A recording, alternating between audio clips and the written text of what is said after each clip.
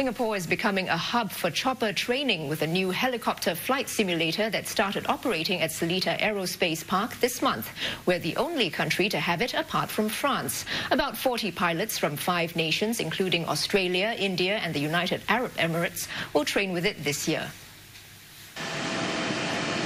Marseille's a beautiful place in southern France, and you're above it in a helicopter simulator worth over $15 million.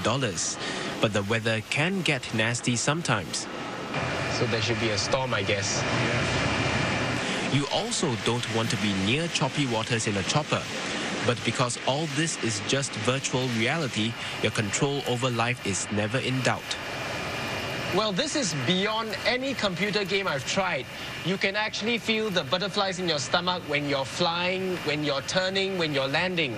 Speaking of which, I better pay attention so I don't crash.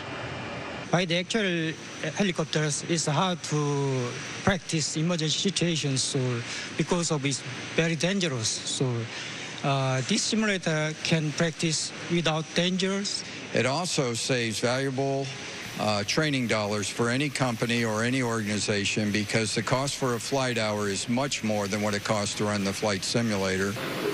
This is another simulator used by Singapore's Air Force.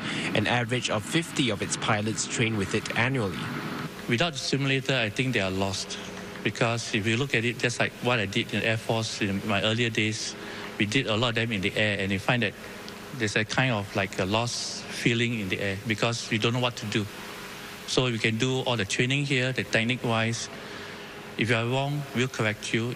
So the sky may be the limit with high-tech simulators, but having your feet firmly on the ground's the best kind of attitude to have if you want to be an ace pilot.